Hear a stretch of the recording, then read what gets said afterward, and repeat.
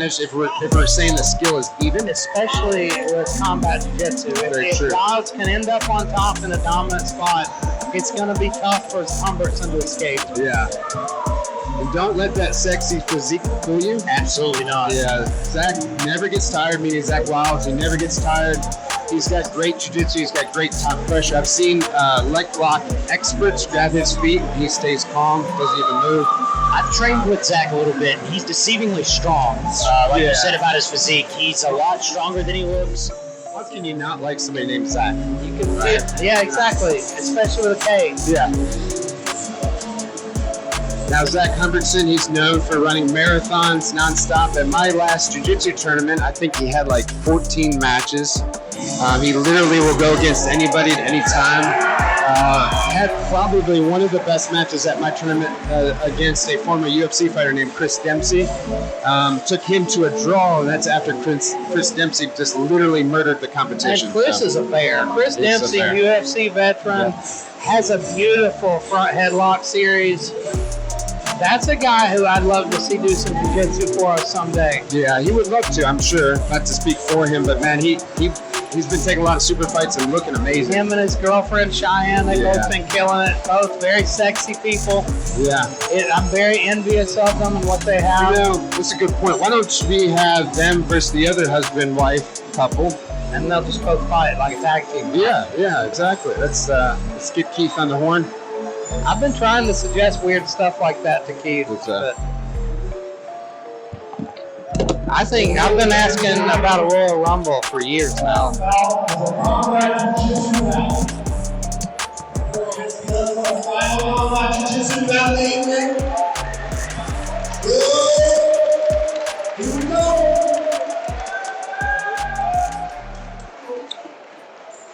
followed by rights coming out of Congress. BJJ and MMA. He is Zack Wilds.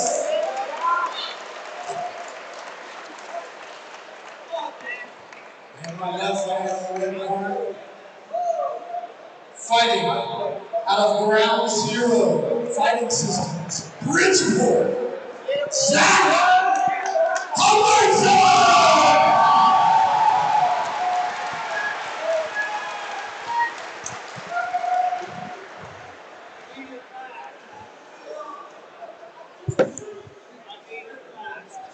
And we see Zack bow there out of respect. Both guys, ton of respect. They've competed before. Zack Wilds came out on top in that one. And they don't touch gloves, but they touch hands. They bump fists. And this is an interesting one. I don't know who I give the edge to in the wrestling. In the past, I've seen Zack Wilds be more of a defensive wrestler, but that's what a lot of heavyweights do. They wait for the other guy to shoot and then just kind of sprawl and end up on top. It's interesting. We saw him in his last jiu-jitsu match with us against Kevin Nolan. They're best friends. They train together every day. And his opponent pulled out. They're like, you know what? We'll grapple. Yeah. And they ended up having a big stalemate on the feet. Neither guy wanted to take bottom position.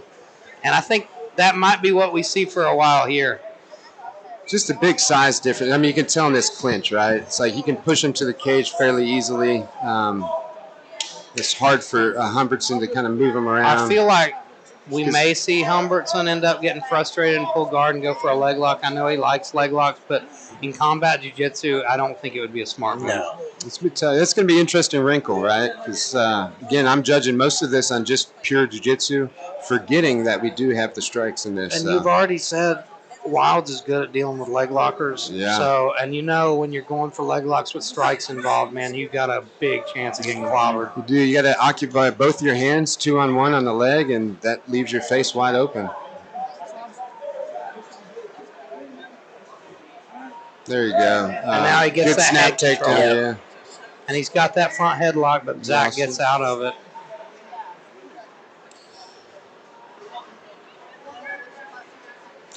But again, as you notice, neither one of them are tired. Great cardio for both of these guys. I mean, look at that. Nice duck under, but he pays for it. Yeah. Is on top of Humbertson now, and he's looking for the strikes. And that's the problem of doing stuff against a big, giant man, right? It was a nice entry, nice duck under, and then Zack just turned it around, countered it, and ends up right where he wants to be. That's beautiful counter wrestling from Zack Wilds. And let's see I how thought he was in danger there. He definitely was, right? But it was a beautiful fireman's carry. Let's be honest. Now we'll see with these strikes involved how different this match is going to be. Yeah. Oh man. Well, I thought it was interesting. As soon as he had the opportunity, Wilds Zach's digging for the leg. Zach's a powerful guy too. Even those small shots, he's going to feel them. He's got the arms tied up there. Right here, he can start landing some punches or some strikes with his left hand, meaning Zach Wilds. But you can't see how he's got that arm trapped. He got the now Wilds steps right over. And now he's going to flatten him out. This might be over. Humbertson. If Humbertson gives can't up get his out back. here, it might be over with. But it goes back to what you said before, Elijah. Do you think he chose this position because he didn't want to be mounted? Well, I think that's what I would do myself. I don't want to end up in bottom mount with a guy raining shots down on me, and I feel comfortable with my back defense. And he's almost out. Look, there he goes. There he goes. So, yeah, he's comfortable defending the back. He knows how to deal with the choke. It's better than getting beat on TKO. Yeah, it 100% works. I mean, it was a great strategy for him. And now if he could get to his feet, I think that'd be the smartest thing. Go on all fours, tripod up, and just start working to your feet. This is the one thing. He needs to just abandon everything and just go for old school wrestling. He's controlling that left arm. I think he needs to just get all the way to the feet. There we go. He does. There it is. Pure old school wrestling. But Zach drags him back to the mat. He knows what he's trying to do. Somebody's mouthpiece laying on the mat there. Zach is punishing him. That was a hard shot. I heard that one. Mm-hmm. He's got to go for broke right here, getting to his feet. Just get one or two of the friendship between these two. I noticed these strikes aren't. I tell you what, bad intentions. What I would really like to see is Humbertson to get 2-on-1, start separating that hand, and then try to get out. Absolutely. Pure old school wrestling. If he can control that arm and stiff arm it away from him, at least he won't be able to drag him back to the mat like that. It's very hard to get a big old man like this off of you. It's hard to strip that grip off, too. Once he's got that body lock tight. And now you see that grip broke for just a second. That was his chance. Yeah. So he's doing everything right. It's just pure the size advantage. And this was my fear, with these two, is that the size is just going to overtake because their skills probably going to nullify each other. And then it comes down to size. So he's got to return, get his half guard there. There he goes. Humbertson. Getting back to Turtle, trying to turn back to Turtle. So he's going to pull the instep in here and try to get a reversal, but it's going to be tough, man. To roll a big guy like that. Yeah, and if you just notice that top pressure that Zach Wilds has is not immense. only a big guy, but a black belt who's so used to maintaining that top pressure. Well, and that's what we're, like a normal person probably not noticing is it doesn't look like he's doing much, but his pressure is perfect. And look how, Zach Wilds, right? And if he starts rolling too much, Zach will reach and grab the top of that foot, pull it up. He's doing a beautiful job holding this position and punishing Zack Humbertson. It's almost like these strikes really, you were saying earlier, Butch, they're not really hard. I think that he's just trying to make Humbertson make a mistake. Yes, yeah. And some of that's respect, and some of it is, like you said, maybe he's not trying to, wear himself out. I do know they like each other. Once they get in the ring, I mean, obviously, it's a little bit different, but these are two great guys, and I think it would be a lot different if Zach Wilds were here in an MMA fight. We've seen him with ground and pound, man. Yeah. And I think this is a friendly match. I think two so, guys too. that respect each other a lot. So Zach Wilds does need to watch his right leg. I tell you he's doing a good job, but it shows Wilds' character. It really does, because it's a guy he's beat before. He knows he can. He knows he had the advantage, especially on top. And he could have been a real asshole. Yeah, he could have just the hand control. He's doing a great job. Again, this is no fault of Humbertson's here. It's just a size disadvantage. He's just stuck in a bad spot with a bear on top of him. Mm-hmm. And I think we knew that going in. Whoever ends up in the bad position first, it's going to be bad for him. Yeah. And he went for that takedown. This is a shot right here, though. If he can turn around, he can get Zach Wilds on his back. I really like that one hook guard that Zach's doing, though. I use that a lot myself. It kind of changed the game for me when I discovered you can hold the back with that bottom hook better than you can with your top hook. You see, when Zach Humbertson starts to turn away and escape, he just floats. Just maintains that top turtle. Yes, Wilds is really good at just kind of floating and going with the flow of whatever his opponent's doing. Yeah. And quite frankly, that's true jiu-jitsu, right? As Gracie says, flow with the go. He's just taking whatever's given to him and just making sure that he's right there. There's been no space, right? So I'm sure this is miserable for Humbertson. And if we're going to talk Hickson Gracie, another thing I like that he talks about with like jiu-jitsu philosophy, it's something that Wilds is doing. He said, once I go to A, I'm not going back. Or once I go from A to B, I'm not going back to A. Yeah. Once I go B to C, I'm not going back to B. And that's why Wilds is keeping him on the ground. He's not letting him climb to his feet. And he's had opportunities. Right there was a good opportunity for Humbertson. He had butterfly guard. This is bad. This is a really bad spot. Pushed up against the cage here. I thought Wilds was going to get a handful of his hair. Yeah. Could be a haircut match, huh?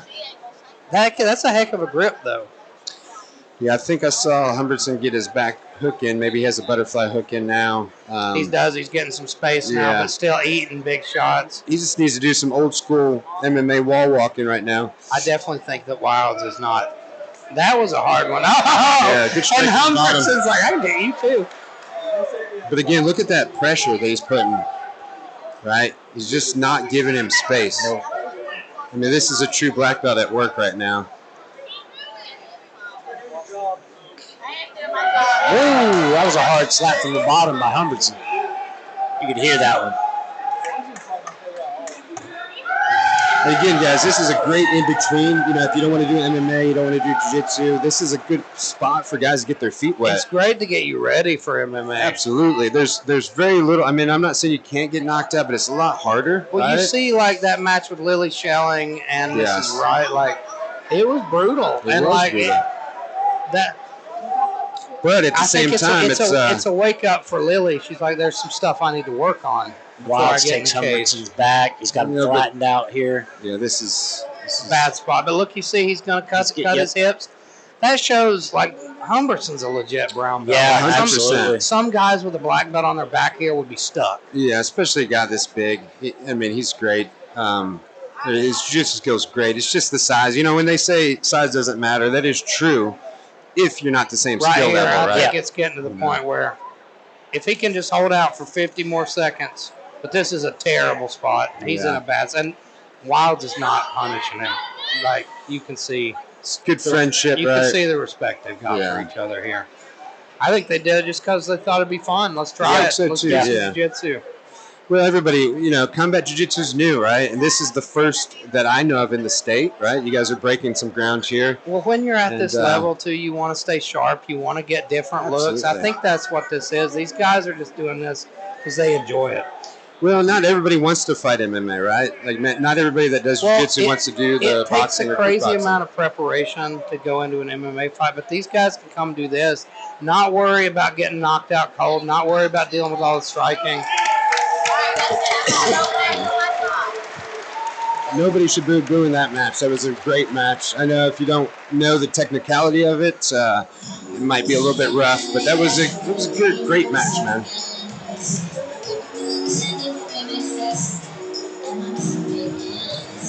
That was a rough match for Mr. Humbertson, but man, he showed so much heart and grit. Didn't have any quit in him. Always looking to get to a better spot. Just got trapped under a black belt. Absolutely. I think that can happen to the best of us. Well, and we talked about this before the match, right? Like, I knew the size was going to be a problem. Let me go talk to Mr. Wilds. Yeah. Oh, I'll talk to both of them. It looks like this is going to be a draw. Very true. Wait, are they doing EBI rules? Elijah. They're going overtime.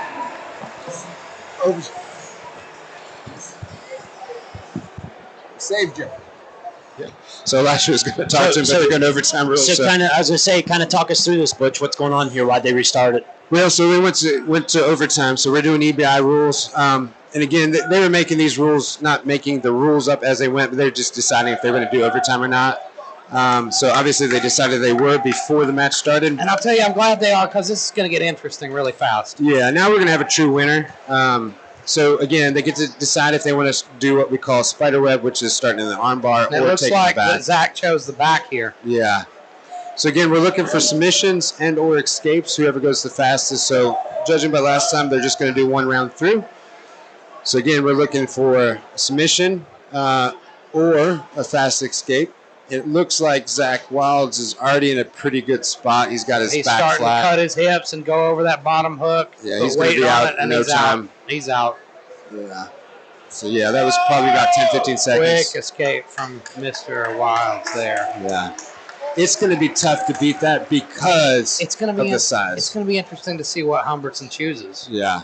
I would go apples to apples, personally, because we're talking about size. And if we got Zach Wilds has you in an arm bar, you know, he's bigger than you, man. And Zach knows right here how much time he needs.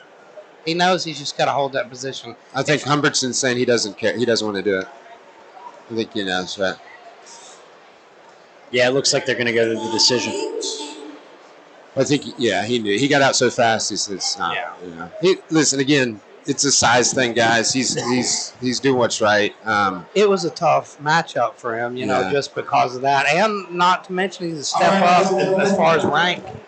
Well, yeah, and that's the thing. Let's give him credit for stepping up for this match and doing this, because people understand, like, jiu-jitsu, this is not MMA where they have boxing or kickboxing. It's pure jiu-jitsu. And it's tough. It's tough to find matches for guys that high rank. There's not many black belts in West Virginia. All right, so